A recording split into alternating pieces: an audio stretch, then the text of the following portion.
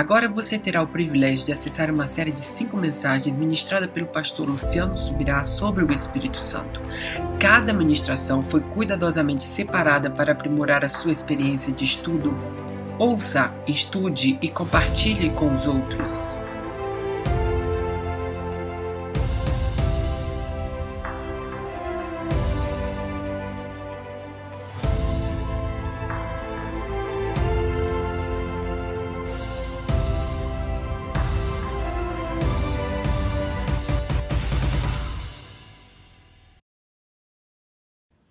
Aleluia, glória a Jesus. Nós vamos passar ao Ministério da Palavra e teremos hoje a última ministração da nossa série sobre o Espírito Santo. Eu havia dito que seriam 4 ministrações, mas elas acabaram virando 5 com a de terça-feira. Se você não pôde participar, na última terça-feira tivemos uma outra ministração falando sobre o batismo no Espírito Santo. Todas essas mensagens estão à disposição, Você pode acessar o site da Alcance Curitiba e através do site, acessar esse conteúdo que está disponível lá no YouTube.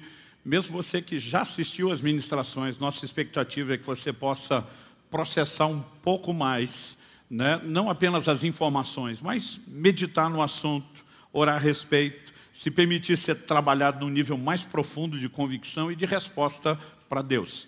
Então, no primeiro domingo nós falamos sobre o ministério do Espírito Santo, a obra do Espírito, e como a nova aliança é rotulada pelo apóstolo Paulo em 2 Coríntios 3 de um ministério do Espírito, o que mostra a proeminência do seu trabalho, executando o plano do Pai, a obra disponibilizada por Jesus, cuja missão final é nos transformar na imagem de Cristo. Mas até que chegue lá, nós vimos que ele começa o trabalho do arrependimento, da fé, do novo nascimento, da santificação, da capacitação para o serviço. No segundo domingo, destacamos a interação com o Espírito Santo, falando a respeito de quando a Bíblia diz não apagueis o Espírito, que o não apagar não é sua pessoa, é a sua obra, e que, obviamente, aquilo que ele fará em nós, seu ministério, é comparado a um fogo. Se alimentado, aumenta, se pouco alimentado, diminui, se não for alimentado, ele se extingue. Na semana passada, nós falamos sobre o selo do Espírito. E mostramos que o selo, que está relacionado com a ideia de garantia de continuidade do que Deus começou, não é uma experiência cronológica vivida meramente na conversão, quando recebemos a habitação do Espírito em nós, no batismo no Espírito Santo, quando somos revestidos de poder, o que é uma segunda e distinta experiência do que acontece na conversão. Também vimos que não está relacionado a algum tipo de experiência com Ele que se coloque numa linha cronológica do tempo.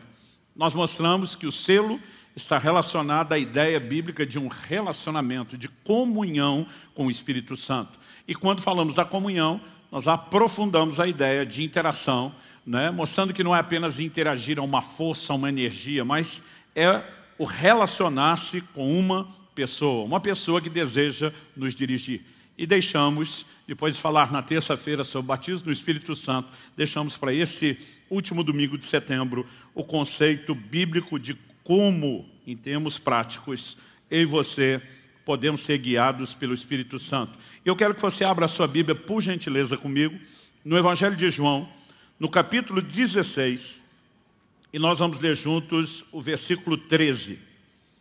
Evangelho de João, capítulo 16, verso 13.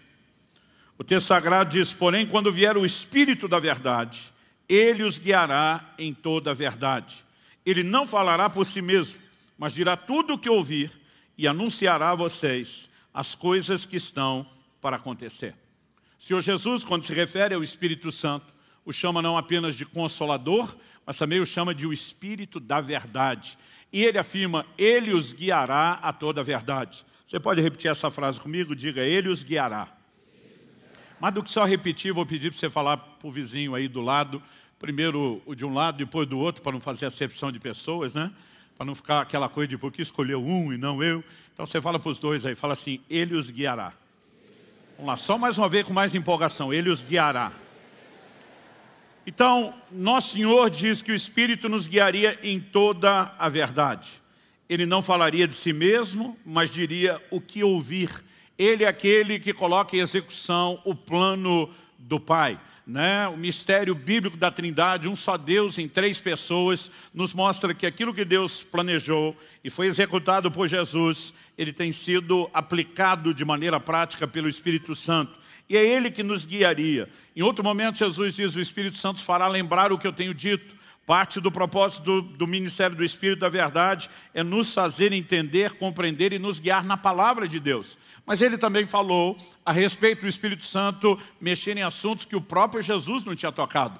Ele diz, ele anunciará as coisas que hão de acontecer. Então essa liderança do Espírito Santo ela é bem abrangente. E quando eu olho para um texto como esse, eu preciso no meu coração esperar que haja de fato esse guia na minha, na sua vida, na vida de cada um dos discípulos de Jesus. Em Romanos, no capítulo 8, no versículo 14, o apóstolo Paulo também diz, pois os que são guiados pelo Espírito de Deus são filhos de Deus. Você pode repetir comigo? Diga, guiados pelo Espírito de Deus. Bom, há duas palavras distintas que foram usadas. Na primeira, no texto de João 16:13, nas palavras de Jesus, a palavra traduzida como Espírito os guiará em toda a verdade, é a palavra grega odegeu. Ela significa ser um guia, né? Seguir os passos de alguém, guiar, ser guia ou professor, dar orientação a. Mas em Romanos, no capítulo 8, no verso 14, quando Paulo diz que os que são guiados pelo Espírito de Deus são filhos de Deus, ele usa uma palavra diferente, a palavra grega ago. E um dos seus significados, além de ser guiado, obviamente, é ser tomado pela mão e conduzido até o destino final. Eu particularmente gosto dessa ideia, desse conceito. E aliás, quando você olha o uso que foi feito dessa palavra em vários outros textos do Novo Testamento, ele de fato carrega essa ideia. Por exemplo, em Lucas 18:40, quando Jesus está passando por Jericó, e a Bíblia fala de um cego que clama por intervenção e cura de Jesus, o texto diz assim, então parou Jesus e mandou que lhe o trouxessem. A palavra trouxessem ali é ago. Ou seja, aquele homem está limitado pela visão, mas alguém precisaria tomá-lo pela mão e guiá-lo até onde Jesus estava. No Evangelho de Mateus, no capítulo 21, no verso 7, no Evangelho de Marcos, capítulo 11, verso 7, Lucas 19, 35, os três relatos dos evangelhos sinóticos sobre quando levaram um jumentinho a Jesus antes da sua entrada triunfal em Jerusalém, usam a palavra água para dizer como o jumento foi levado. Alguém o toma, né, pela mão e vai guiando até onde Jesus está. Por que eu particularmente gosto muito dessa ideia? Porque muitos cristãos pensam no conceito de ser guiado apenas como se num momento ou outro da nossa vida a gente precisasse de direcionamento profético. E a liderança do Espírito Santo, embora envolva isso, é maior do que isso. Eu me lembro quando garoto, e chegou o momento onde eu fui matriculado no que antigamente a gente chamava da primeira série. Né? Era o início do ensino fundamental. Hoje isso é o equivalente ao que eles chamam do segundo ano. Mas eu lembro que eu deixei a pré-escola, que era uma escola mais perto de casa, e me matriculei numa outra escola que na minha cabeça de criança parecia ser uns 5 quilômetros de casa. Eu fiquei chocado quando depois de adulto eu fiz a medição da quilometragem no carro e não deu 1 quilômetro, deu uns 950 metros. Mas parecia um lugar muito longe. E eu estava assustado não só com a distância, como criança ali aos 7 anos de idade, mas com o fato de ser um caminho novo, de serem outros colegas, eu estava apavorado. E no primeiro dia de aula, meu pai decidiu que iria me acompanhar justamente por ver o meu estado. Ele me pegou pela mão, dentro de casa, saiu comigo. Não apenas atravessou o portão, ele caminhou até a escola sem largar da minha mão. Não me largou no portão da escola, ele entrou, descobriu onde era a classe que eu estava matriculado, me largou na fila, me deu as instruções, eles vão cantar o hino nacional. Quando terminar, você segue aquela professora por aquela porta, e quando viu que eu estava bem tranquilo, sobretudo, ele largou minha mão. E eu fico imaginando que a missão do Espírito Santo é algo parecido com isso.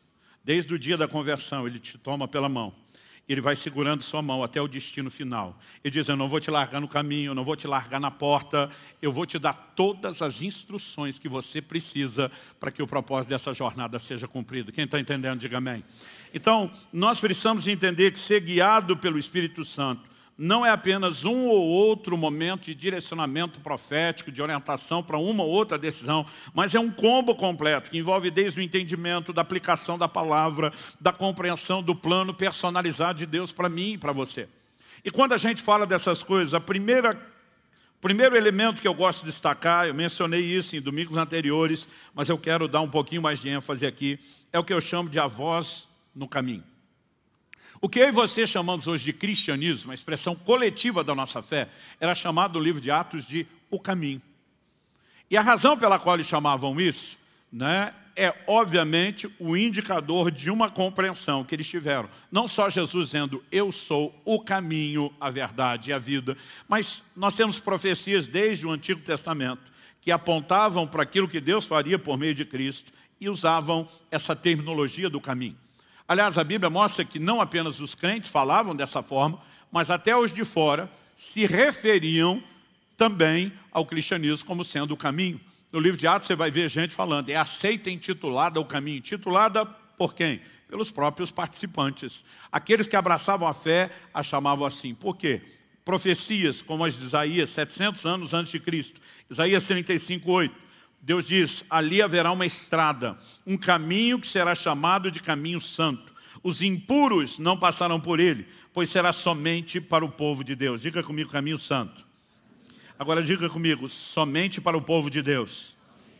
Depois o texto continua e diz, quem passar por esse caminho, mesmo que seja um tolo, e essa expressão também merece a nossa atenção, não se perderá. Quando eu olho para essa declaração, eu enxergo aqui claramente o indicativo de um plano claro que Deus tinha, né? Em outras versões a gente haverá ali uma estrada, né? Uma estrada chamada de caminho santo, mas eu também vejo algumas traduções que usam a expressão no final, né? Que nem o louco erraria o caminho. O que significa? Deus está dizendo, eu não só preparei um caminho santo, um caminho que é para o meu povo, que não é para os impuros, mas Deus diz, a capacidade de ser bem-sucedido nesse caminho não depende de quanto conhecimento você tem, não depende de quanta inteligência você tem, aliás, não depende de habilidade sua nenhuma.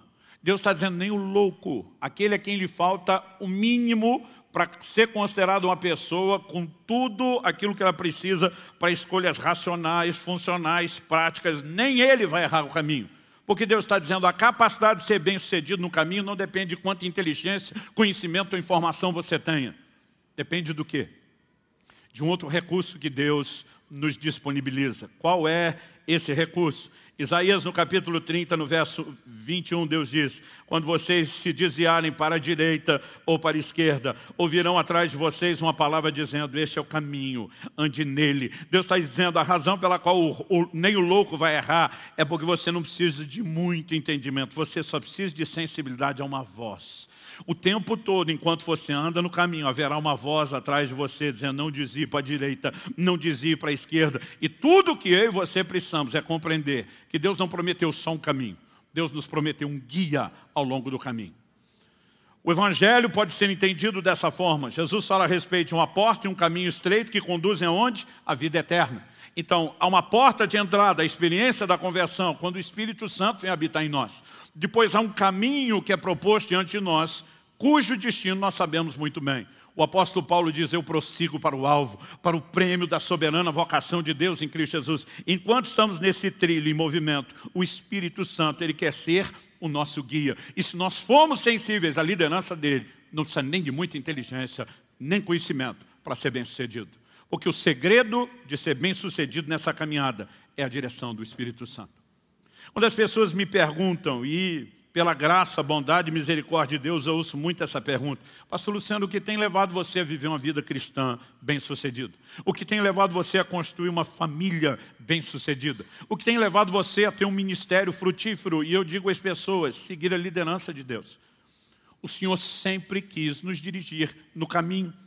Em Lucas, no capítulo 1, nos versos 78 e 79, Zacarias, o pai de João Batista, cheio do Espírito Santo, profetizando sobre o novo tempo que haveria de iniciar em Cristo, ele diz assim, graças à profunda misericórdia de nosso Deus, pelo qual nos visitará o sol nascente das alturas, para iluminar os que jazem nas trevas e na sombra da morte, e dirigir os nossos pés pelo caminho da paz.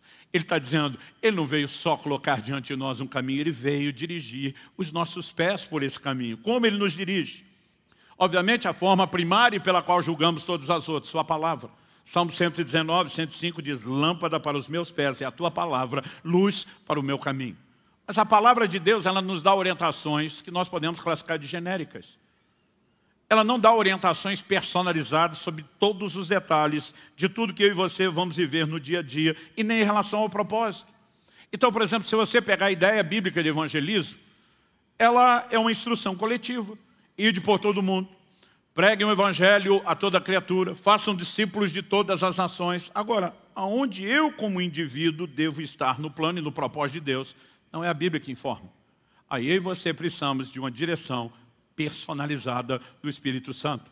Quando Paulo sai para a viagem missionária, há um momento, numa das próximas, não na primeira viagem, onde ele está determinado a entrar na Ásia. E eu não creio que Paulo estava errado, nem em termos de percepção estratégica sob a lente humana, nem em termos de entendimento do que é que Deus tinha para a sua vida, porque no futuro a Ásia viria a se tornar o maior palco do ministério de Paulo. Mas no momento que ele está determinado aí, a Bíblia diz, o Espírito de Jesus não permitiu. A Bíblia diz que eles tentam contornar a Bitínia, tipo, talvez a gente não vá lá no miolo, mas vamos por perto. E a Bíblia diz que, novamente, o Espírito do Senhor não permite. À noite, Paulo tem uma visão. Nessa visão, um jovem da Macedônia diz, passa a Macedônia e nos ajuda. Deus não estava dizendo, eu não quero que você vá para a Ásia. Deus não estava dizendo, eu não quero que eles não ouçam a palavra. No futuro, esse se tornaria o principal foco do ministério de Paulo. Mas naquele momento, porque uma direção de Deus foi dada, e Paulo vem para o lado da Europa, onde o Evangelho entra. Dali ele se disseminaria para todo o Ocidente. E a razão pela qual eu e você hoje servimos a Cristo é porque ele foi obediente a essa direção do Espírito Santo. Então, aonde estaremos? Aonde temos a missão de cumprir o plano e o propósito de Deus? Você não vai achar versículos sobre isso. Esse plano personalizado é revelado pelo Espírito Santo. E eu e você precisamos entender como o Espírito nos guia. Nós temos falado nesses dias sobre isso. 1 de João 2,20 diz, mas vocês têm unção que vem do santo e todos têm conhecimento. Ele não está dizendo que o crente converteu, não tem que ler a Bíblia, não precisa de discipulado, não precisa ser ensinado na doutrina, mas ele está dizendo que potencialmente aquele que nos guia toda a verdade já está dentro de nós desde o início do relacionamento na conversão. No verso 27, 1 de João 2, ele diz, quanto a vocês, a unção que receberam dele permanece em vocês e não precisam que alguém os ensine, mas como a unção dele os ensina a respeito de todas as coisas. Você pode repetir comigo? De todas as coisas. Só mais uma vez com mais ânimo. De todas as coisas. O texto diz, e é verdadeiro e não é falso, permaneçam nele, como também ela ensinou a vocês. Então a vida cristã não diz respeito só ao que eu e você fazemos no culto ou naquele momento devocional. A maneira como conduzimos família é parte da vida cristã. A forma como eu e você nos dedicamos ao trabalho é parte da vida cristã. Todos os aspectos da nossa dinâmica de relacionamento, não só com crentes, mas como não crentes, dizem respeito à expressão da vida cristã. E o Espírito Santo quer nos liderar em tudo isso. Há algumas coisas que ele não precisa necessariamente falar. Então a Bíblia diz que o marido tem que amar sua esposa, a esposa deve submeter ao marido, os pais devem instruir os filhos no caminho do Senhor, não provocá-los a ira, mas os filhos devem aos pais não só submissão, mas honra, e tem coisas que já estão claras. Mas há detalhes de questões que nós vamos viver no dia a dia, que nós vamos precisar da orientação do Espírito Santo de uma forma bem personalizada. E há outros, quando mesmo que o caminho da palavra já esteja claro, e eu e você começamos a desviar para a direita ou para a esquerda, atrás de nós ele vai dizer, não é por aí não. E eu e você precisamos entender como se constitui de forma prática a liderança do Espírito Santo. Então, em segundo lugar, eu quero trabalhar aqui a ideia, uma pergunta, como Deus deseja guiar seus filhos? Eu quero que você me acompanhe numa declaração do Salmo 32, versos 8 e 9. Verso 8 diz, eu o instruirei e lhe ensinarei o caminho que você deve seguir, e sob as minhas vistas lhe darei conselho. Detalhe, provérbio, instruir, eu instruirei. Verbo ensinar, eu ensinarei. E darei conselho, aconselharei. Depois de falar isso no verso 9, Deus diz assim, não sejam como o cavalo ou a mula, que não tem entendimento, que são dominados com freios e cabrestos, do contrário, não obedecem você. Então, primeiro Deus diz, eu quero te instruir, te ensinar e te dar conselhos. Mas Deus está dizendo, se você prestar atenção nos verbos que eu estou usando, você vai entender a dinâmica da instrução. Então ele diz, não seja como o cavalo ou a mula, que sem um cabresto não se deixa ser controlado. Deus está dizendo, eu quero guiar, traduzindo, orientar você. Eu não quero dominar você, eu não quero arrastar você, eu não quero empurrar você para algum lugar específico. E muitas pessoas estão tentando acreditar numa definição de soberania de Deus, de Ele faz o que quer, eu não tenho que fazer nada, Ele não me guia, Ele me arrasta, Ele me obriga, e a dinâmica não é essa, nunca foi essa. Estamos destacando desde o primeiro domingo a necessidade de uma interação. E por que temos que interagir? Porque Deus está nos convidando não apenas a dar uma resposta, mas Ele está dizendo que eu e você precisamos de sensibilidade nesse processo. Ele não vai impor, Ele não vem dominando, embora Ele espera ser Senhor, Ele espera de mim e de você a rendição. Em Hebreus, no capítulo 3, no verso 15, nós lemos, como se diz, se hoje ouvirem a sua voz, não endureçam o coração, como foi na rebelião. Ele está dizendo, quando eu começar a instrução, quando eu começar o ensino, quando eu começar a dar conselhos, não endureça seu coração. Então ele está dizendo que você pode endurecer a ponto de não ouvi-lo, de não obedecê-lo e de interromper completamente o processo. Logo depois, em Hebreus 4:7, nós temos a repetição. De novo determina certo dia, hoje, falando por Davi muito tempo depois, segundo antes tinha sido declarado, hoje, se ouvirem a sua voz, não endureçam o coração. Nós precisamos entender a liderança do Espírito Santo e como ela se manifesta de uma forma suave, gentil, delicada e que requer de mim e de você interação para com Ele. Essa ideia da liderança de Deus, para mim particularmente, tem sido uma revelação muito forte desde o início da minha caminhada com Deus. O convite que Kelly e eu fizemos no nosso casamento tinha um versículo. E o versículo era o Salmo 48:14. Este é Deus, o nosso Deus para todo sempre. Ele será nosso guia até a morte. Nós constituímos família com entendimento. Nós precisamos de um guia. E daqui um mês e pouquinho vamos completar 28 anos de casados. O que tem feito o nosso casamento funcionar, além da determinação de andar na palavra escrita, tem sido a liderança do Espírito Santo. Se eu e você entendemos que Ele deseja ser o nosso guia em todas as áreas, isso significa que se nos deixamos ser guiados por Ele em toda a verdade, dentro do seu propósito, nós vamos ter uma vida bem-sucedida em todas as áreas. Então, mesmo carregando a imperfeição que todo ser humano carrega, as diferenças que homem e mulher têm quando trazem para dentro de um relacionamento que vem desde das diferenças de personalidade, da escola e formação de cada um, do jeito diferente, homem e mulher ser. O Espírito Santo tem nos ajudado e muito nessa caminhada.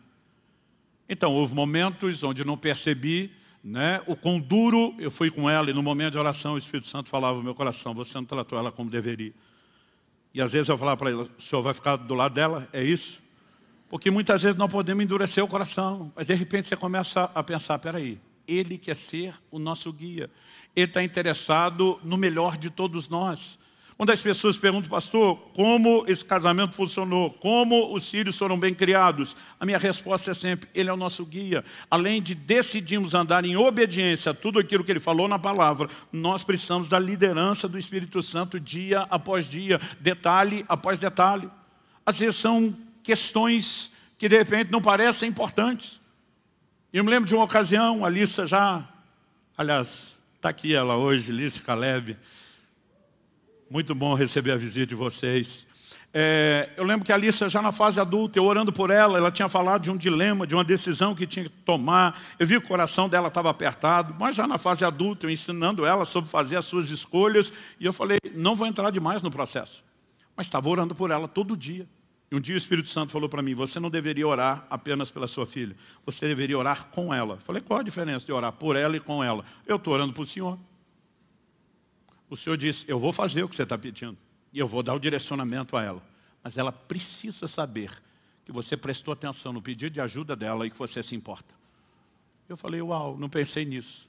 E eu fui lá e falei, filha, desde que você abriu o coração, estou orando por você todos os dias, mas como eu não te dei nenhum feedback, eu senti que você precisava saber que eu não estou apenas orando por você, eu vim orar com você. E naquele momento ela começa a chorar e diz, pai, eu precisava ouvir isso. Outro dia alguém diz, pastor, quem é que vai entender as mulheres? Nem elas se entendem. O Espírito Santo. Ele pode nos ajudar em questões que nós não fazemos ideia. E quando eu olho ao longo da nossa caminhada, antes de ir pregar a primeira vez em Santa Bárbara do Oeste, a cidade onde a Kelly se criou, onde ela a primeira vez me viu pregar, olhou para mim e fez uma amarração gospel. Ela falou, vou casar com ele. O Espírito Santo me disse duas coisas que você precisa saber antes de ir para essa cidade. Primeiro, eu vou usá-las de uma forma especial para chacoalhar várias igrejas, não só essa onde você está indo. Ele disse, segundo, a mulher que vai te acompanhar ao longo de todo o seu ministério está te esperando lá. E quando nós pegamos um versículo como esse, ele será nosso guia, é porque a gente começou a perceber a importância dessa liderança. O Israel estava para completar 12 anos de idade, uma criança ainda. E a primeira vez que ele encontra a Priscila, minha nora, e conversa com ela, eu agarro no braço da Kelly e falo para ela, eu não sei te explicar, esses dois vão casar. Ela falou, como é que é? Eu falei, eu não sei te explicar. Eu posso registrar isso em cartório. Eu sei, dentro de mim, com toda a convicção, há um testemunho do Espírito Santo. Eles vão casar. Nunca falei nada para eles. Não quisemos influenciar a escolha, só contamos depois de casados. Mas estão casados. Em fevereiro do ano passado, Deus montou a peça que faltava do quebra-cabeça. Chega de bullying. Você já entrou na família. Estava orando pela lista, num desses jejuns, dizendo, Senhor, eu quero saber quem é a pessoa com quem minha filha vai casar. A escolha é dela, não é minha. Quem pode interferir é o Senhor, não sou eu. Mas se eu souber quem é, fica mais fácil entregar de bom grado, de bom coração, abençoar. E eu falei, o Senhor criou a jurisprudência, o Senhor abriu o precedente quando falou da minha nora. Agora eu quero saber meu genro. Eu não tinha ciúme da nora, eu tenho ciúme é do genro. É da filha, né? E orando por isso, eu tive uma experiência. Eu me lembro do dia em que o Caleb conversando comigo, numa academia, que tinha acompanhado, né, o pai dele estava comigo, ia pregar na igreja deles à noite. O Espírito Santo falou comigo, esse é o seu genro, vai casar com a sua filha. Eles nunca tinham se visto, nunca tinham se falado, não se conheciam. E também não contei nada para eles. Só depois do casamento do cartório, quando saíram, eu falei, deixa eu contar uma história para vocês. Né? Agora, a gente tem visto a liderança de Deus na nossa família. Em todas as coisas, tudo aquilo que eu procuro fazer, eu tenho prestado atenção na liderança do Espírito Santo. Mas as pessoas dizem, ok, pastor, nós sabemos que ele lidera, nós sabemos que funciona. Mas como isso acontece? E aí eu e você precisamos entender a dinâmica prática de não só que é uma instrução gentil, que o meu e o seu coração tem que ter sensibilidade, mas exatamente como isso se processa. Então me permita gastar uns minutos, voltando 35 anos atrás, meus 15 anos de idade. Eu, recém-cheio do Espírito Santo, batizado no Espírito Santo, fui impactado, porque um homem de Deus me deu uma palavra profética que revelou segredos do meu coração. Eu não me lembro, né, de ter recebido profecias antes. Meus pais dizem, quando eu era pequeno, falavam sobre meu ministério, mas eu não lembro. A primeira que eu lembro, eu tinha 15 anos de idade. E esse homem de Deus virou minha vida ao avesso. Falou dos segredos do meu coração, de coisas que estavam acontecendo na minha casa, né, de alguns dilemas que meu próprio pai estava enfrentando. E falou disso com detalhes. A partir desse dia, minha percepção do relacionamento com Deus mudou. Até então eu imaginava Deus relacionando com a gente de forma genérica, no geral, com a massa. A partir daquele dia eu falei, peraí, Deus me enxerga no meio da massa. Deus não apenas entende o que eu estou passando, meus dramas, meus dilemas. Ele revela planos e propósitos. Ele trata conosco como indivíduos. Há um relacionamento pessoal. Ele sabe coisas sobre sua vida que nem você sabe. A Bíblia diz que ele sabe quantos fios de cabelo tem na sua cabeça. Eu não sei o que ele vai fazer com essa informação, mas ele sabe. E está certo, na cabeça de alguns de nós é mais fácil de contar do que na de outros, mas ele sabe. E nós precisamos entender um Deus que tem essa dinâmica de uma interação pessoal. Aquilo foi uma revolução, mudou o meu relacionamento com Deus. E eu estou tão empolgado com essa nova descoberta que aos 15 anos de idade eu começo a pensar, se cada crente descobrisse o que eu descobri, a vida deles com Deus ia mudar como a minha mudou. E aí eu começo a pensar, por que é que eles ainda não descobriram? E eu brinco até hoje, que no auge da sabedoria dos 15 anos de idade eu descobri o que faltava para a igreja de Jesus na terra. Pensei, profecia. Falei, se eu descobrir isso com uma palavra profética, que os outros estão precisando é de profecia. Mal sabia eu que em algumas tribos de Israel, a profecia, além de estar comendo solto, estava uma bagunça. Eu, porque vim de um meio que não tinha muito contato, imaginei, deve estar faltando isso. E quando eu deduzi que faltava isso, eu pensei, por que é que está faltando? E aí eu pensei, não deve ser má vontade de Deus, ele é o maior interessado em que a obra dele funcione aqui na terra. Falei, então o problema não deve estar no emissor, deve estar nos receptores do sinal. Eu falei, deve estar faltando profeta. E eu me candidatei. Falei para Deus, eu quero te ajudar a resolver o seu problema. Eu quero ser um profeta. Até hoje, quando as pessoas perguntam, pastor, como foi seu chamado? Eu brinco, citando a brincadeira de outro pregador que eu vi, ele dizendo, até hoje estou tentando entender se foi Deus que me chamou ou eu que me ofereci. Porque eu me candidatei. Falei, eu quero te ajudar. E aí eu não entendia nada de profecia, falei, como é que eu vou ajudar? Fui falar com o profeta, que me deu aquela palavra que mudou minha vida. Eu já tinha visto ele em ação várias vezes depois disso, operando nos dons de uma maneira impressionante.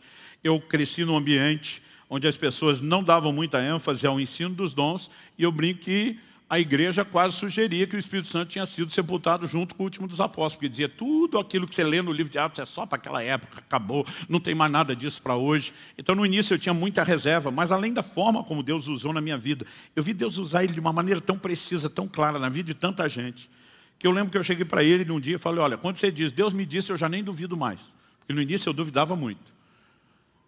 Aí eu falei, mas eu queria te pedir uma ajuda.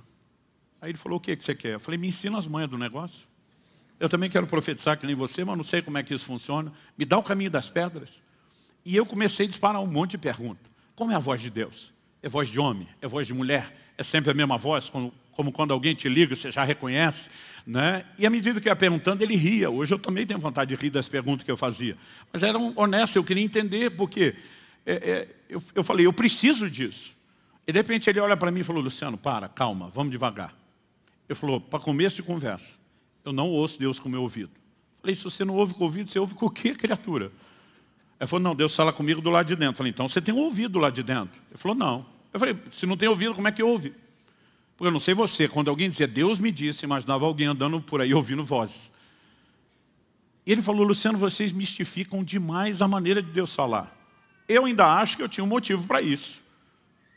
O motivo era uma única experiência que eu tinha tido ao longo da minha vida. Com perto de 12 anos de idade, que foi mais ou menos quando eu me aposentei da carreira futebolística, né, que não durou muito, começou aos 11, terminou perto dos 12. Eu tinha um problema sério no joelho esquerdo, que de vez em quando me roubava a firmeza. Né? Foi isso que me levou alguns anos atrás a fazer uma cirurgia. E eu lembro que assim, já era difícil a gente jogar bola na rua, porque eu brinco que riqueza de pobre é filho. Né? E eu cresci num bairro, num ambiente que o que tinha de molecada era um negócio impressionante. Então assim, tinha seleção da rua. Quer dizer, para compor o time da rua, na hora de disputar no bairro, rua contra rua, já tinha uma seleção, porque não cabia todo mundo. Eu lembro de uma vez que eu fui escalado para jogar na seleção do bairro. Era o evento da minha vida. Eu acho que eu consegui até um quichute. É só os mais velhos vão entender isso. Os mais novos vão ter que procurar no Google para descobrir o que é. E aí eu estou lá e recebi um lançamento na cara do gol. Eu e o goleiro, driblei o goleiro, era eu e o gol, colocar a bola para dentro. Era o momento da glória futebolística na minha vida. E o meu joelho falhou e eu caí antes de empurrar a bola para dentro. Eu vi a bola saindo, tomei uma vaia, não só da torcida, do meu time. Eu, honestamente, até hoje, não me lembro se eu fiquei até o fim do jogo ou se eu fui embora antes. Eu fiquei não só envergonhado, mas bravo. Bravo, pastor, bravo com Deus. Como a maioria de nós ficamos quando as coisas não dão certo. Eu saí falando para Deus, eu sou um dos poucos aqui que deve te respeitar. Eu falei, os maconheiros estão botando bola na rede uma atrás da outra. E eu, talvez um dos únicos que leva a sério aqui, tem que passar por uma vergonha e humilhação dessa. Por que que o Senhor deixou? Meu joelho podia avaliar depois de eu empurrar a bola para dentro. E eu ouvi uma voz, eu não esperava, eu não sei de onde a voz veio, se ela falou do lado de dentro, falou do lado de fora, eu não consigo explicar, mas foi a minha experiência. A voz disse, eu toquei o seu joelho, como eu toquei a coxa de Jacó, porque eu não te chamei para o futebol, chamei para a minha obra. E foi ali que eu aposentei. Graças a Deus que não teria ido a lugar nenhum. Mas aquilo marcou profundamente a minha vida e a consciência de um chamado. Então eu esperava, quando Deus fala deve ser parecido com isso. A gente vai ficar tipo Samuel. Alguém falou, eu ouvi algo literal. Mas agora eu estou na frente desse pastor e ele está dizendo, eu não ouço com o ouvido. Eu estou dizendo, não ouve com o ouvido, ouve com o quê? Ele falou, não, Deus fala do lado de dentro. É por meio de uma impressão. Impressão para mim, há 35 anos atrás, era só coisa de gráfica. Eu falei, cara, não estou te entendendo. Ele falou, Luciano, desmistifica. Tenta imaginar uma coisa interior sem ruído, sem barulho. Eu falei, não consigo, é só um silêncio. Ele falou, não, um pensamento, um sentimento, não tem tanto ruído ou barulho. Falei, às vezes tem. Ele falou, ok, você entendeu o meu ponto. mas algo interior simples. Eu falei, você está querendo dizer que a voz de Deus é parecida com o pensamento ou sentimento? Ele falou, mais ou menos. Eu falei, o que garante que não é você pensando ou sentindo se é tão parecido? Aí ele olha para mim e diz, aquela palavra que eu te dei era eu pensando ou sentindo? Eu falei, não, aquela foi boa pra caramba. Não tinha como você pensar ou sentir as coisas que você não sabia. Ele olha para mim e falou, deixa eu tentar te ajudar a entender como isso acontece do lado de dentro. E ele me fez uma pergunta e deu uma orientação que me ajudaria por resto da vida. E acredito que foi um dos conselhos mais importantes que eu recebi na minha vida. Ele disse, você tem certeza da sua salvação? Eu falei, tenho. Ele falou, se você saísse pela porta da igreja agora e uma jamanta carregada te atropelasse, fizesse picadinho de você, eu lembro que ele foi bem dramático. Você tem certeza que é para o céu? Eu falei, na hora. Ele falou, como é que você tem certeza da sua salvação? Jesus alguma vez te apareceu para dizer, meu filho, eu mesmo te garanti com o meu sangue, tu está do lado de dentro. Eu falei, não, nunca vi Jesus. Ele falou, mas talvez um anjo te apareceu, uma cópia autenticada do livro da vida, dizendo, número de protocolo tal, apresenta lá na entrada, né? Vai dar tudo certo. Eu falei, também não. Ele falou, você nunca viu Jesus nem anjo? Não. Mas pelo menos viu o céu para onde você vai? Eu falei, também nunca vi o céu. Ele falou, você nunca viu nada? Eu falei, nada. Mas pelo menos ouviu uma voz de trombeta anunciando o seu nome, que você está rolado no céu? Eu falei, também não. Ele falou, então você nunca viu nem ouviu nada? Eu falei, não. Ele falou, como é que você sabe que é salvo? E a resposta que eu dou até hoje. Eu sei, porque sei, porque sei. Se fosse hoje, talvez teria dito como é que eu sei, não sei, só sei que eu sei, porque eu sabia que eu sabia que eu sabia, eu só não sabia como é que eu sabia, mas que eu sabia. Era muito sabimento, sabeção. Eu sabia com tudo que alguém pode saber, que eu era salvo. Mas ninguém me disse como é que eu sabia. Então nesse dia ele falou, eu vou te explicar qual é a fonte da sua sapiência. Só para mostrar que eu aprendi a palavra certa, que não tem sabeção nem sabimento. Ele falou, Romanos capítulo 8, verso 16, e aqui eu vou ler na NVI, que diz assim, o Espírito testemunha com o nosso Espírito que nós somos filhos de Deus. Outras traduções dizem, testifica, sinônimo de testemunhar. Outras dizem, confirma com o nosso Espírito que nós somos filhos de Deus. Ele falou, de acordo com a Bíblia, você sabe que é porque há um testemunho, há uma confirmação dentro de você, lá no seu espírito. Eu falei, é por isso que eu sei muito. Ele disse, é. Eu falei, agora eu sei. Como é que eu sei? Ele disse, pois é, se num assunto tão importante como esse, que é a sua certeza de salvação, ele decidiu falar não necessariamente por meio de uma visão espetacular ou de uma voz audível. O que te faz pensar que o Espírito Santo não possa, com a mesma simplicidade, falar a respeito de outras coisas? E naquele dia ele me disse, você precisa aprender a prestar atenção no seu coração. Qual o lugar que Deus fala? Nós lemos o texto, se hoje ouvides a sua voz, não endureça o coração, porque é lá que ele fala. Lá é o lugar da resposta. Então ele falou, Luciano, muitas vezes, principalmente no início da caminhada, enquanto isso não está claro, você não desenvolveu de forma prática a percepção do que é o testemunho interior, pode ser um pouco mais difícil, é por isso que é importante muitas vezes você checar, conferir aquilo que você tem. Mas eu descobri depois que Provérbios 20, 27 diz, o espírito do homem é a lâmpada do Senhor, a qual examina o mais profundo do seu ser. A Bíblia nos mostra que esse é o lugar onde ele vai trazer direção. Quando você pega o paralelo, o ser humano hoje é o santuário de Deus. Mas no Antigo Testamento Deus teve outras casas físicas. Nelas Deus sempre estabeleceu que elas seriam subdivididas em 3 partes. Então você pega o tabernáculo de Moisés, tinha o átrio exterior e a tenda da revelação. Pastor, são só 2. Não. A tenda era subdividida em 2 ambientes, porque havia um véu que separava o santo lugar do santo dos santos. O mesmo padrão se repete no templo de Salomão. O mesmo padrão se repetiria na restauração do templo de Salomão, reformado por Herodes, dos dias de Jesus. Deus conserva essa ideia. Quando 1 Tessalonicenses 5 escreve falando sobre nós, que hoje somos o templo do Espírito, ela diz, e o vosso espírito, e alma, e corpo sejam conservados irrepreensíveis até a vinda do Senhor. O santuário de Deus continua tendo 3 partes. Mas um olhar superficial na tenda anterior diria, não, tem a parte descoberta, o átrio, e a parte coberta, a tenda da revelação. Um olhar superficial pode dizer homem exterior e interior, que é uma divisão que a Bíblia faz. Mas quando você olha para o homem interior, Hebreus 4:12 diz que a palavra de Deus é como uma espada que penetra a ponto de dividir alma e espírito, juntas e medulas. Se juntas e medulas não são a mesma coisa, embora estejam juntas e possam ser separadas, presume-se pela mesma lógica que espírito e alma não é a mesma coisa, embora estão juntos, mas podem ser separados. Isso significa o quê? Qual é o lugar onde Deus falava aqui, na tipologia que Ele está construindo antes de revelar a casa que seríamos nós, o Santo dos Santos? Êxodo capítulo 25, verso 22, Deus fala sobre onde estaria a arca, o propiciatório, que era a tampa da arca, no Santo dos Santos. E Deus diz, ali virei a ti e falarei contigo. Assim também, quando você olha o paralelo, há um lugar onde Deus manifesta sua voz, traz direção. É no espírito do homem. Quem está entendendo, diga amém. Agora, isso não precisa ser necessariamente uma voz espetacular. Não quer dizer que nós não podemos ser promovidos a experiências espetaculares. Mas nós precisamos entender a natureza simples do testemunho interior. Quando a gente pensa em Jesus, a gente acha que os milagres que Ele fez como Deus. A gente acha que tudo o que Ele teve e viveu foi como Deus. Eu, quando lia que Jesus jejuou 40 dias, pensava, Ele é Deus? Para Ele é fácil. Quase como se não fosse para a gente. Então, o que a gente precisa entender é a dinâmica de que Jesus, subsistindo na forma de Deus, Ele se esvazia, Ele decide, não em essência e identidade, mas em termos de atributos sim, Ele decide viver nessa terra como ser humano. E como ser humano, Ele foi cheio do Espírito, guiado pelo Espírito, fluiu nos dons e no poder do Espírito Santo, da mesma forma como se espera que eu e você vivamos. E a Bíblia diz que o Espírito Santo o guiou ao deserto. Ele está vivendo a liderança do Espírito. Olha o que diz Marcos capítulo 2, de 6 a 8. Trouxeram um paralítico, colocaram diante de Jesus. Jesus diz, perdoados são os seus pecados. Olha a sequência. Alguns escribas estavam sentados ali e pensavam em seu coração, como ele se atreve a falar assim? Isso é blasfêmia. Quem pode perdoar pecados a não ser um que é Deus? A Bíblia diz, e Jesus, percebendo imediatamente em seu espírito que eles assim pensavam, disse-lhes, por que vocês estão pensando essas coisas em seu coração? Percebendo imediatamente em seu espírito.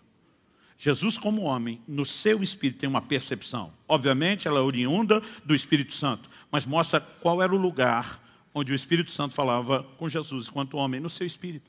Muitas vezes, ministrando, eu tenho esse tipo de experiência. De repente, entra um nível de percepção que você sabe que não é seu, que vem de Deus. E, de repente, seu espírito vira um radar. E, às vezes, você começa a captar, inclusive, pensamentos de incredulidade e acusação de pessoas.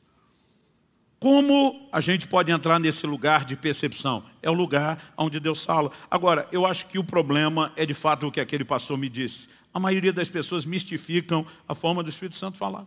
Todo dia falou comigo, para mim, pastor, eu nunca ouvi o Espírito Santo na minha vida e é estranho ouvir vocês falar isso. Falei, nunca? Você tem um trem todo culto. Ele, como assim? Falei, quando chega a hora da oferta, duas vozes falam dentro de você. Uma diz, dá nada não. A outra diz, dá sim. Umas vezes diz, se for dada essa nota menorzinha aí na carteira, outra diz, não, pula e pega maior. Falei, considerando que o amado não seja um esquizofrênico no mais alto grau de dupla personalidade, eu falei, com quem que você está discutindo? Falei, mesmo presumindo que uma das vozes seja a sua, e não é difícil saber qual é a sua, seu avarento. Falei para ele. Eu falei, de quem outra voz está mandando você dar? Aí ele querendo ser vazio, falou, será que é do diabo? Falei, só se ele converteu, para querer se investindo no reino de Deus. Agora, se não é você com vontade, se não é algo que o diabo te sugeriria, quem que está falando dentro de você? Ele, eu nunca pensei nisso. Falei, pois deveria, porque é mais simples do que você acha. Então, imagina um crente chegou numa roda de conversa, lá no trabalho ou na escola, e a turma está contando piada. Não tem nenhum problema você ser engraçado, nem ser divertido. Aliás, eu sou do time dos gaiatos, que gosta de rir e se divertir. Mas daqui a pouco, no meio de tudo aquilo, alguém começa a botar uma piada suja, o outro empolga, também põe, o outro também põe. E o problema da piada suja é só a sujeira. Não significa que elas são sem graça. A menos que você esteja firmemente consciente dos seus valores, você pode até rir de algumas delas, mais do que riria de umas que não são tão sujas. E aí você empolgou e abriu o baú da velha vida e arrancou um monte de piada suja também, e todo mundo riu. E quando você sai de lá, tem um desconforto dentro de você. Você não teve uma visão espetacular, você não ouviu uma voz audível, mas tudo dentro de você sugere, esse não é o seu lugar, e você não deveria ter comido esse lixo. Quem que está fazendo isso com você? O Espírito Santo. Aí você chegou numa outra roda de conversa, agora não é o ambiente dos ímpios profanos, agora são os irmãos em Cristo, porém carnais, daqueles que a língua é bifurcada, que o veneno corre no canto da boca, e que se uniram para falar mal de um crente que não está presente. E você se uniu com eles, e usou a língua como um chicote, e bateu. E daqui a pouco você sai dali e tem um desconforto dentro de você. Alguma coisa dizendo, você não deveria ter falado do seu irmão dessa forma. Outro dia um falou para mim, pastor, tem um versículo na Bíblia, onde Paulo fala do direito romano, de que ninguém seja acusado sem direito de defesa. Eu falei, tem. Ele falou, pois eu lembrei desse versículo, ficava perguntando, tem mesmo na Bíblia? Eu falei, lembrou por quê? Aí ele, pois é. Eu vi que ele ficou envergonhado e insistir, lembrou por quê? Ele falou, não, a gente estava falando mal de um outro irmão que não estava presente para se defender. Quando eu saí do nada, lembrei desse versículo. Ele falou, a mente da gente prega perto. Eu falei, sua mente? O Espírito Santo que nos faz lembrar aquilo que Jesus falou. Não é tão complexo quanto parece. Agora vamos falar de um outro tipo de crente. Não é o que está rindo das piadas, né, sujas lá dos ímpios, nem o que juntou com a roda dos crentes da língua bifurcada. É aquele que busca a Deus.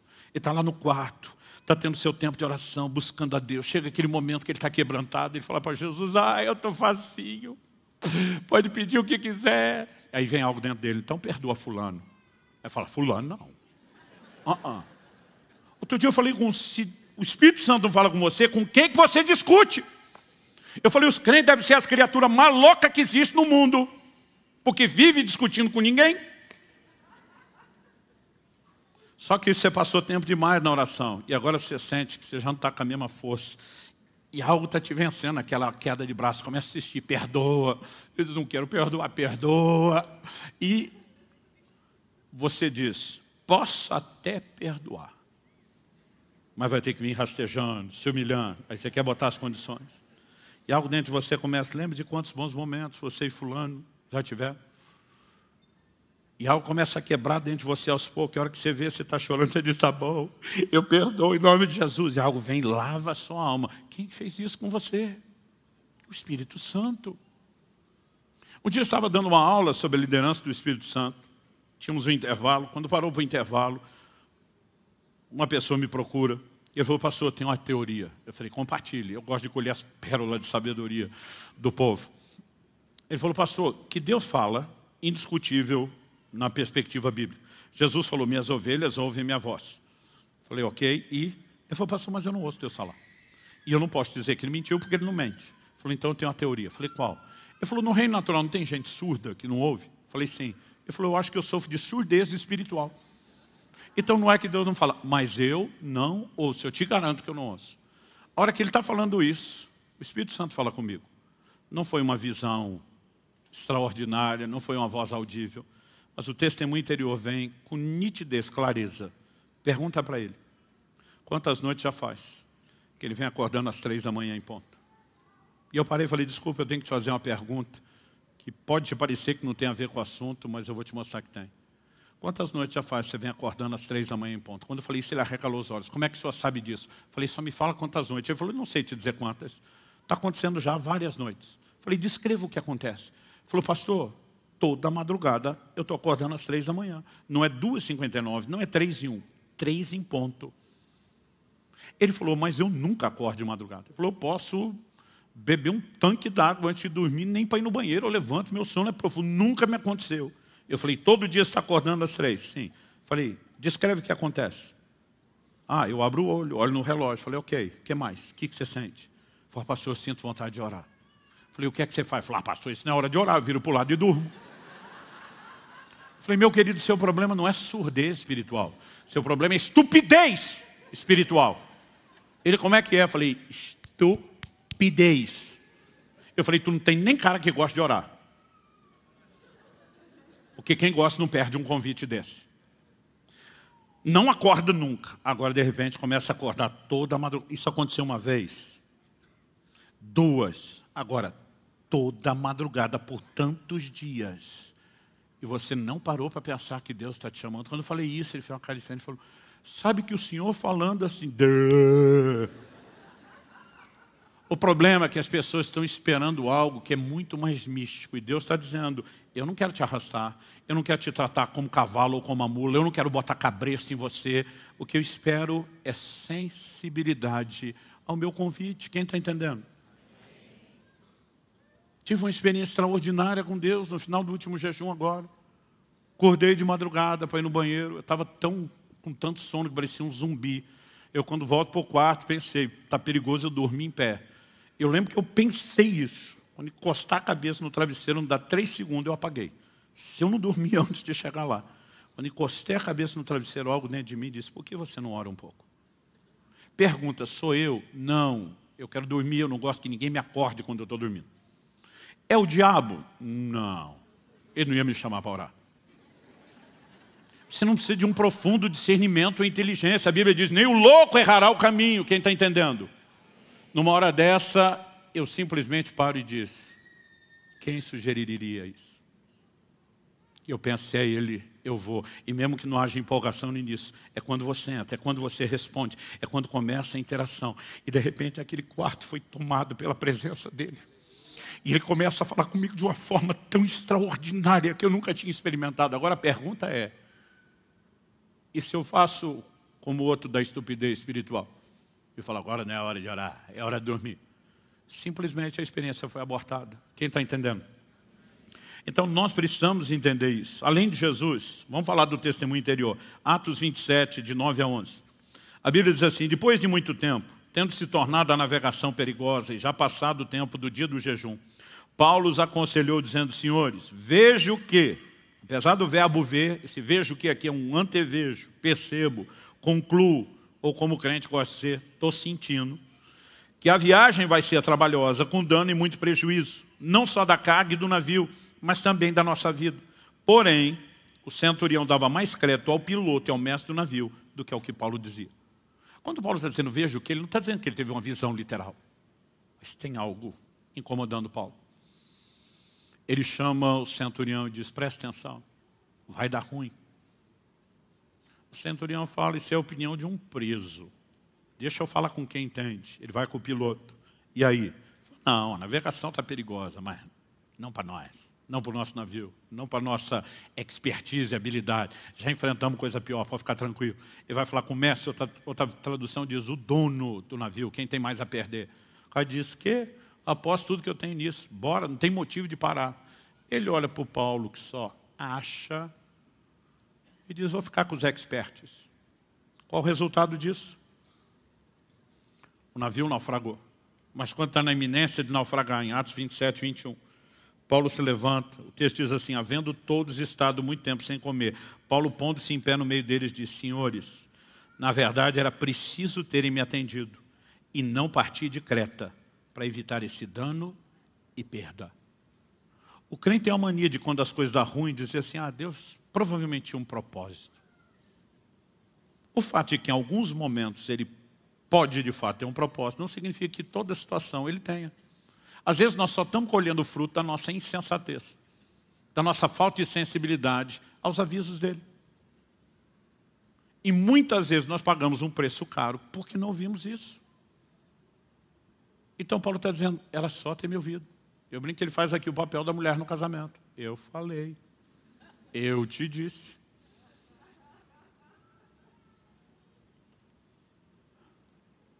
Ao que eu vou falar daqui a pouco, à medida que nós prestamos atenção nesse testemunho simples do Espírito Santo, do dia a dia, cuidado com a forma como você falou, a forma como você olhou, a forma como você pensou, em vez de endurecer o coração, o que o entristece, o que apaga a sua obra, nós vamos correspondendo. É inevitável que a gente seja promovido a experiências maiores, além do fato de que você vai desenvolvendo sensibilidade e percepção. Então um dia eu estava fazendo uma viagem de Curitiba para São Paulo, já morávamos aqui, mas acredito que isso deve fazer em torno de uns 15 anos atrás. A igreja já tinha começado. E eu lembro que por conta da correria eu só consegui sair no final da tarde. Estava com a família, a Kelly, as crianças. Eu falei para a Kelly, eu falei, amor, eu estou muito cansado. Ela falou, você quer que eu dirija? Eu falei, não, você também está cansado. Mas para deixar esse negócio seguro, a estrada não era duplicada como a 116 é hoje.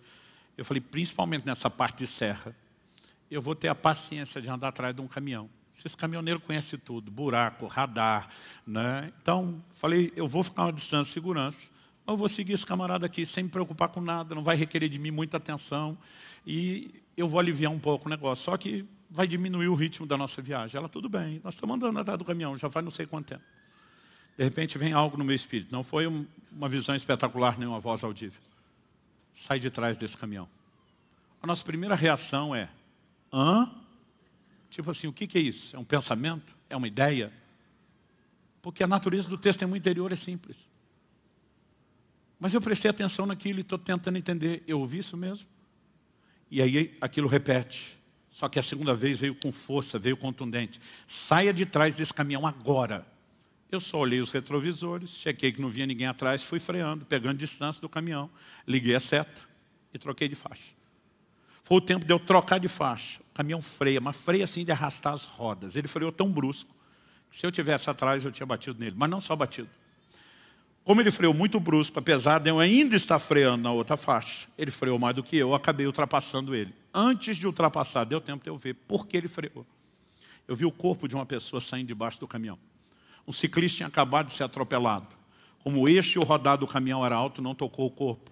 Mas se eu estivesse atrás, quem tinha atropelado era eu. Aí se você não ouve aquilo e acontece, você vai dizer que Deus tinha um propósito. Nós temos colhido muita tragédia desnecessária. Casamentos dissolvidos, filhos que têm ruptura no relacionamento, problemas financeiros, problemas de toda a ordem, porque não aprendemos a viver a liderança do Espírito Santo. E muitas dessas coisas podem ser evitadas. Quem está entendendo, diga amém. Então, a gente leu lá atrás o Salmo 32, 8 e 9, que eu vou repetir.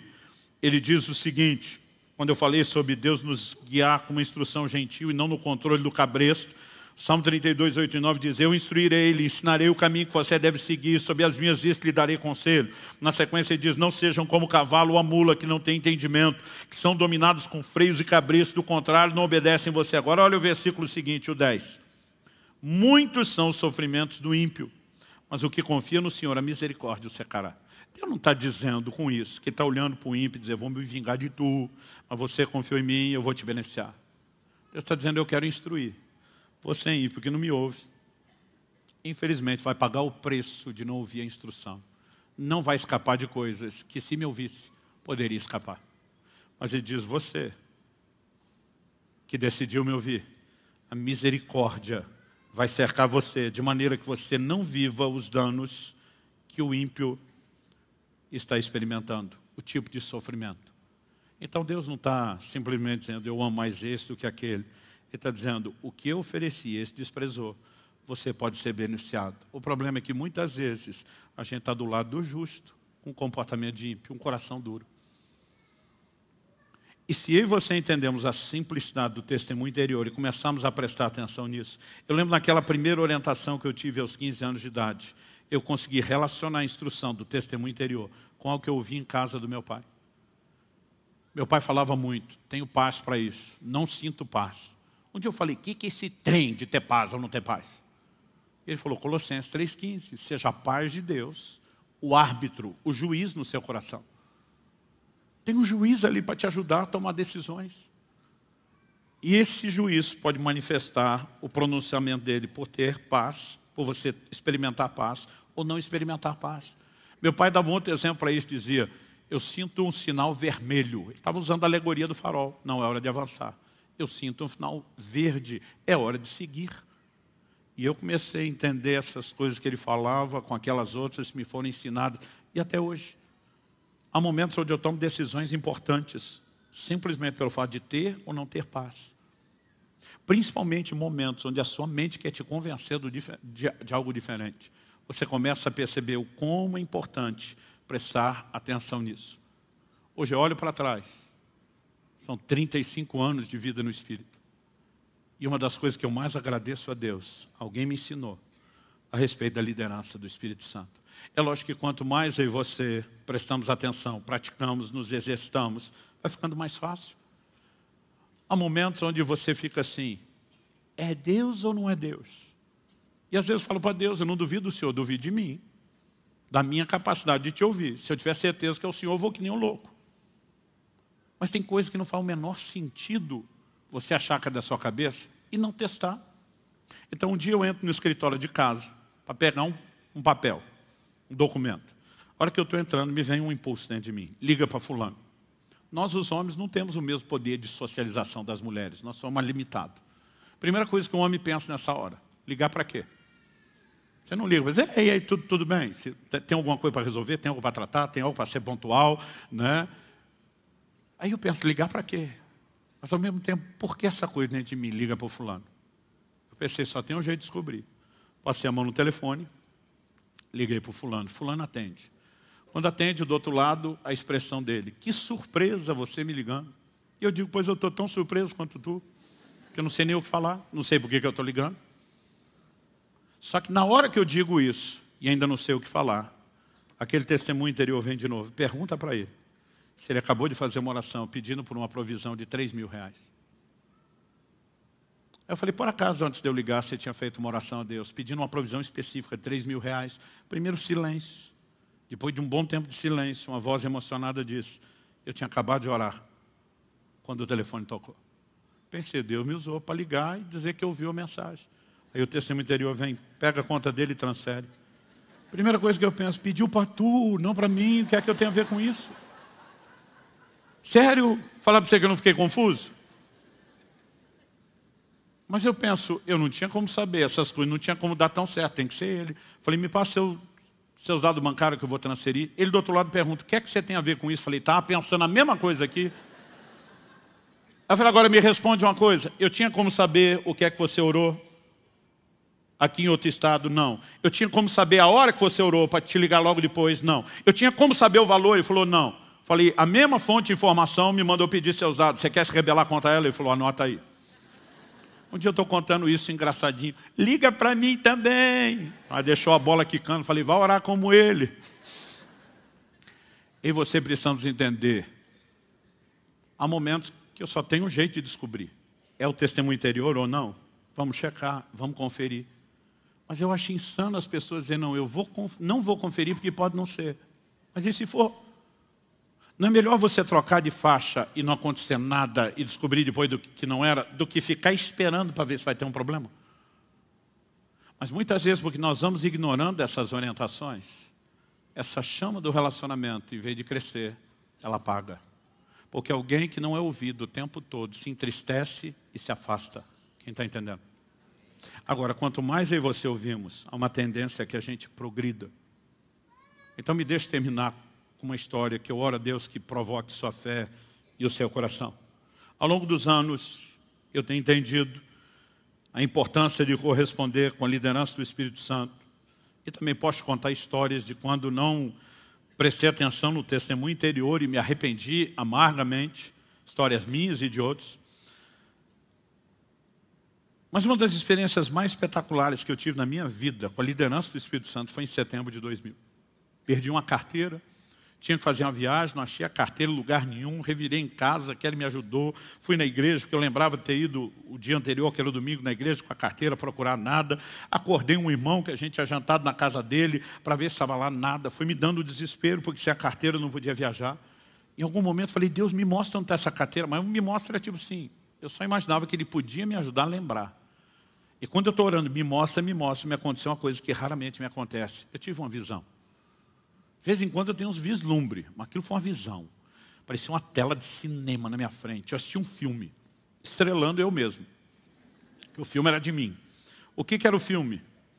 A casa que eu morava na época, isso foi em Guarapuava, ela era acima do nível da rua e ela tinha uma escada, meio quase que um S, assim, que descia até o acesso da rua. Eu tinha deixado o carro na rua e não na garagem. Mas tinha chovido muito. Em 9 anos que eu morei em Guarapuava, eu nunca vi uma chuva como aquela. Era uma enxurrada gigantesca. E eu estou calculando o quanto eu preciso correr escada abaixo para conseguir pular a enxurrada. Porque se pisasse, não ia molhar só o sapato. Era pelo menos metade da calça. É como se alguém estivesse filmando lá de baixo. E eu estou vendo eu lá em cima. Calculando. E eu consigo ver exatamente como eu estava vestido. Era uma noite muito fria, eu estava com um sobretudo.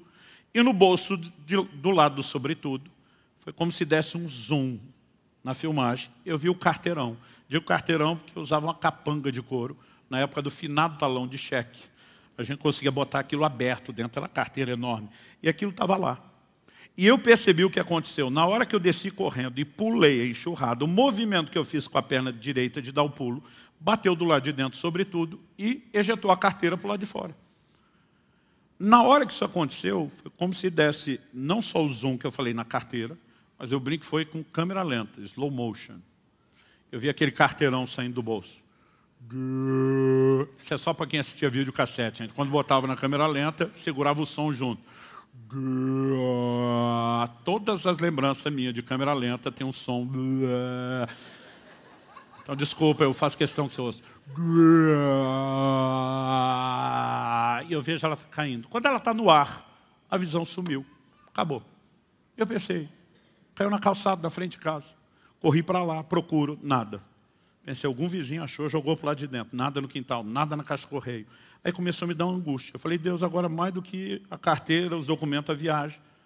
Eu nunca tenho a visão. Agora que eu achei que tinha uma, vai dar em nada. Mas de repente eu me lembrei, falei, por que aquilo parou com ela no ar?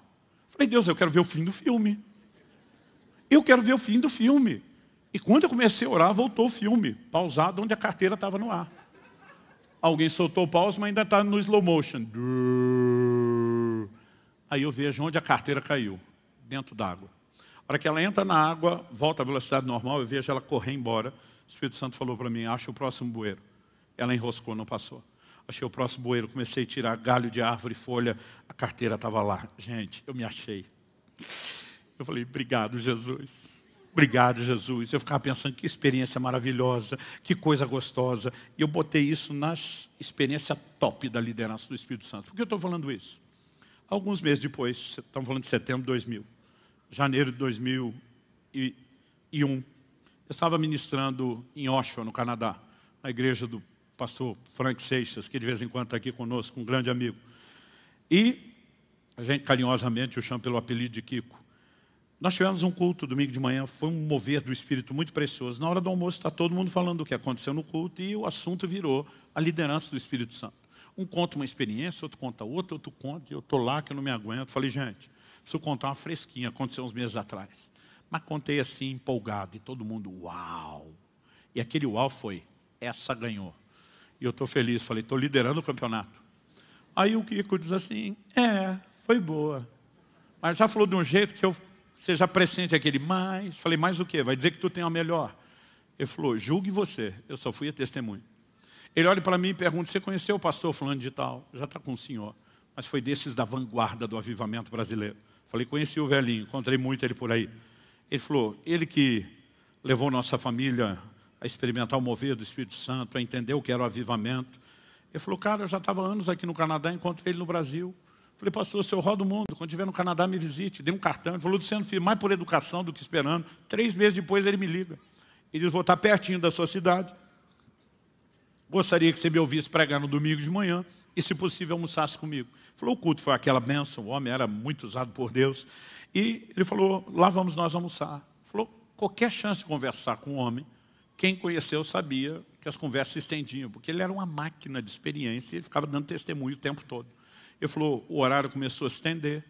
Teve uma hora que ele olhou para os irmãos que tinham trazido ele de Toronto, onde ele estava, a 1 hora de distância, e falou, olha, vou liberar vocês, porque esse negócio vai longe. Dá só o endereço da igreja. E ele me leva. Você pode me levar aqui? O Kiko falou, posso. Pegou o endereço. O Kiko falou, você já tinha morado em Toronto. Não tinha GPS naquela época. Falou, mas conhecia mais ou menos. Eles me deram informação, anotei o endereço, o horário. E ele falou, era 1 hora de viagem. Nós saímos com 2 horas. Tinha 1 hora de antecedência. O culto era 6, às 5 eu estava em Toronto. Pedi informação, mandaram num lugar, não era. Pedi informação, mandaram em outro que também não era. Pedi de novo informação, mandaram em outro que não era. Ele falou, daqui a pouco, de tanta informação, a gente não só não achou lugar, como está perdido, não sabe mais onde está. Ele falou, e de informação em informação, o tempo foi passando e deu 6 horas, que era a hora do culto. Ele falou, quando deu 6 horas, ele disse assim, o velhinho falou para mim, encosta. Ele falou, pensei que ia levar uma bronca no estilo da velha guarda. Me permita fazer um comentário. Hoje em dia é muito mimimi na igreja, gente. Você não sabe como era antigamente. O sistema era bruto. Diácono da igreja pegava pela orelha para levar para o pai. As pessoas hoje reclamam que alguém não sorriu. Eu fico pensando, tu nunca levou cascudo na cabeça? A gente, quando criança, levava dos outros. Comporta, menino, bom, você não sabia nem de onde veio. Então, quando eu falo uma bronca no estilo da velha guarda, você não tem noção. O sistema era bruto, era opressivo. Ele falou que já estava preocupado, mas o homem só fez uma oração. Qual foi a oração? Ele disse assim, Deus, o Senhor não me trouxe essa cidade para eu ficar perdido. O único que não me quer nesse culto é o diabo, porque o Senhor já me mostrou o que quer fazer lá. Ele disse, Espírito Santo, nós não temos mais tempo para ficar perguntando ou tentando. Ele disse, eu estou recorrendo direto a você. O Senhor conhece essa cidade melhor do que ninguém, melhor do que o homem que a planejou. Ele disse, me guia agora até essa igreja. Aí ele vira para o Frank, meu amigo, e diz, segue adiante. Vira para cá, vira para lá. Ele falou, Luciano, nem se o caminho tivesse sinalizado. O Malemar falava bom dia, boa tarde, boa noite em inglês. Ele diz, nem se tivesse sinalizado, ele acertaria. Ele falou, nós andamos um pouquinho mais 10 minutos, talvez menos de 15. Paramos na frente de um prédio, sem placa nem movimento. E o velhinho fala para mim, pode descer e perguntar que é aqui que eu vou pregar. O Kiko diz, Luciano, eu fui perguntar onde é que era o endereço, porque eu não acreditei em nada daquilo. Ele diz, eu volto para o carro com as pernas mole, tremendo. Nós estávamos na frente da igreja onde ele ia pregar. Ele diz, descobri só depois do culto, que a placa e o movimento era todo pelo fundo. Mas se houvesse o que hoje eu e você chamamos de GPS, nos guiaria até aquela porta da frente. Aliás, isso dá um novo sentido à palavra GPS, guiado pelo Espírito. Agora, para caber o S no lugar do E, nós vamos ter que comer o E. Eu não consigo explicar para você o que aconteceu.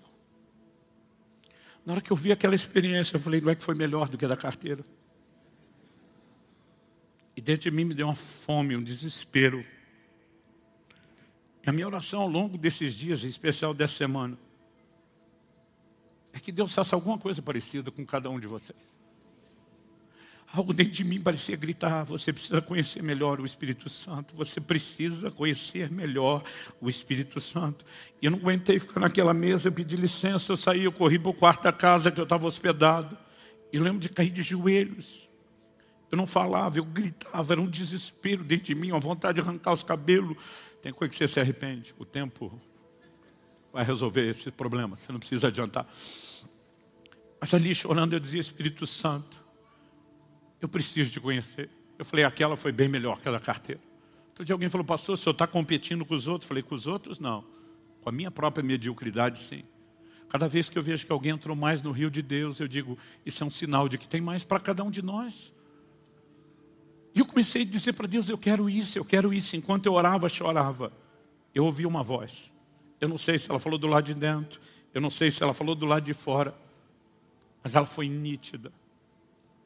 A voz citava um pedaço de um versículo, uma palavra proferida por Jesus, e fazia uma aplicação lógica da continuidade. A voz dizia assim, quem é fiel no pouco, Mateus 25, 23. Diz, muito bom, servo bom e fiel, você foi fiel no pouco, sobre o muito te colocarei. A frase dizia assim, quem é fiel no pouco, será fiel no muito. Mas quem é infiel no pouco, será infiel no muito. E eu parei com temor diante daquela voz. Eu falei, Deus, se é o Senhor falando, o que isso tem a ver com o que eu estou orando? Estou falando da liderança do Espírito Santo.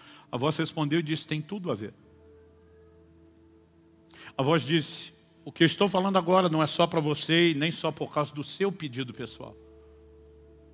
Ele diz, por onde eu te levar, pregar minha palavra, ensinar minha palavra pelo Brasil e pelas nações, eu quero que você ensine isso. O Senhor diz, quem está impedindo o grande mover do meu Espírito na terra não é o diabo, como vocês julgam, são vocês.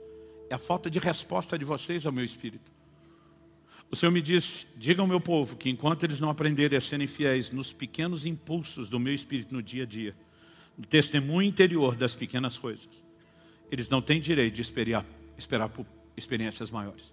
Porque quem não é fiel no pouco, não vai ser no muito. Mas todo exercício de fidelidade na liderança simples do Espírito Santo levará a experiências maiores. Quem está entendendo? E algo começou a fazer sentido. Ezequiel 20, de 1 a 3, o povo vem consultar o Senhor diante do profeta Ezequiel. É o ápice da apostasia da nação de Israel. E quando eles vêm para consultar o Senhor, Deus diz, fala para eles que eu não tenho nada para falar com eles. Porque tudo que me consultaram antes não me obedeceram, por que é que eu vou falar alguma coisa agora? Essa é uma lógica ao longo da Bíblia. Deus diz para Abraão, sai da tua terra, da tua parentela, vai para um lugar que eu vou te mostrar. Ele obedece a Deus em quase tudo. Mas tem um sobrinho órfão, que pensa, o pobrezinho está sem pai, eu preciso fazer algo. E ele decide levar junto, ele não desliga de toda a parentela. Enquanto Abraão, de forma benevolente, está carregando Ló, Deus nunca mais falou nada de coisa nenhuma. Porque a lógica é, por que é que Deus vai dar uma direção nova quando você não obedeceu o que Ele já deu? No dia em que Abraão decide separar de Ló, a Bíblia diz: o Senhor se manifesta e volta a trazer direcionamento. Agora, muitos de nós estamos esperando que o Espírito Santo venha com força, fale maravilhosamente, quando a gente não obedece o testemunho interior do dia a dia. Obedecer isso não apenas vai nos levar a uma vida extraordinária, mas essa obediência vai criando uma comunhão, uma interação progressiva, uma sensibilidade, uma capacidade de resposta cada vez maior. E aí sim nós vamos refinando. Às vezes as pessoas nos ouvem falar de 30 e tantos anos de vida no Espírito. Elas acham que no dia seguinte vão estar vivendo isso tudo, sem nenhum nível de resposta ou exercício. E eu preciso ser honesto com você. A direção do Espírito Santo tem sido preciosa. E eu não preciso de muito para obedecer. Em junho agora estávamos gravando em Israel. Tivemos um momento de oração, numa casa de oração lá em Berseba. E eu me lembro daquele momento com a cara no chão, chorando diante de Deus. E uma convicção se apodera dentro de mim. Seu próximo jejum, do próximo ano, não o de agosto, o de janeiro, você tem que passar a maior parte do tempo em Israel. Eu não consigo explicar isso. Para mim não tem nada de mais místico lá do que em outro lugar. Não consigo entender o propósito, mas quando aquela convicção entrou dentro de mim, eu já falei para todo mundo: janeiro vai ser assim. Falei: meu amor, janeiro nós vamos para Israel, o jejum vai ser lá. A turma disse: por quê? Falei: porque eu vejo o quê? Como diz Paulo, basta um testemunho interior. Às vezes com o tempo eu consigo descobrir depois por que o testemunho interior me mandou fazer alguma coisa. Eu não preciso mais de explicação. Eu já aprendi com o tempo. Eu só preciso desse impulso. E se nós somos fiéis, isso vai fazer toda a diferença. Eu fico tentando imaginar o que seria viver num relacionamento onde o outro lado nunca te ouve. Eu tenho muita dificuldade quando alguém pede algum conselho, você vai falar e você percebe que não está prestando atenção, o negócio não está entrando, não dá valor. Eu fico me perguntando: por que eu estou perdendo meu tempo aqui tentando ajudar alguém que diz que quer ser ajudado, mas não quer? Agora a pergunta é: como é que o Espírito Santo se sente quando eu e você, dia após dia, ficamos ignorando Ele, ignorando Ele, ignorando Ele? Quando nós o entristecemos, nós o afastamos. E não há razão para esperar que Ele fale mais. Mas se eu e você fomos fiéis, eu gostaria de te encorajar a um posicionamento que não é só para hoje, aqui e agora. A partir de agora. Às vezes eu vou separar tempo para orar e buscar Deus e Espírito Santo. Eu quero ser sensível. Eu quero entrar nessa escola do Espírito. Eu quero aprender a dinâmica do testemunho interior. Eu quero aprender a corresponder. Eu quero seguir a sua orientação. Alguns de nós precisamos de um conserto imediato e nos arrepender pelo tanto que o temos entristecido e apagado o Espírito Santo em nós. Eu quero que você feche seus olhos por um instante e fale com Ele.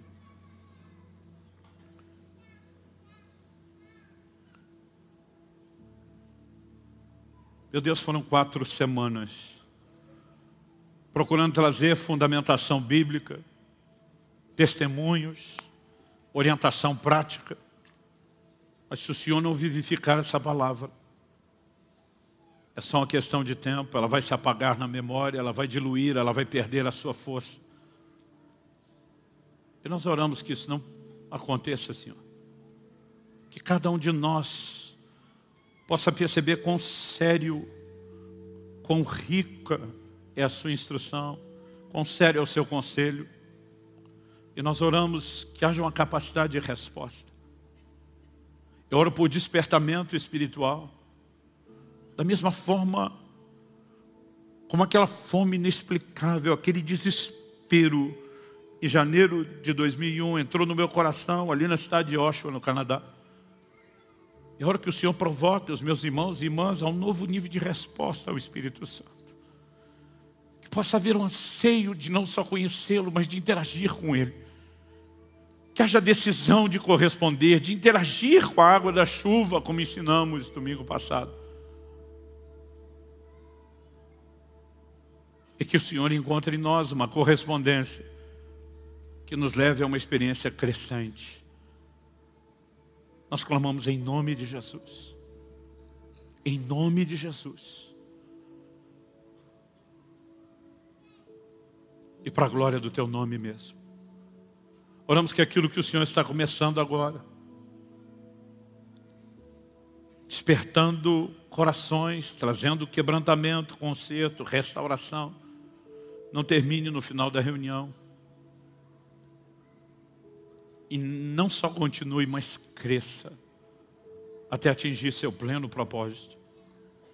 Nós oramos por dias de despertamento espiritual e de um novo relacionamento com o Espírito Santo. Em nome de Jesus. Em nome de Jesus.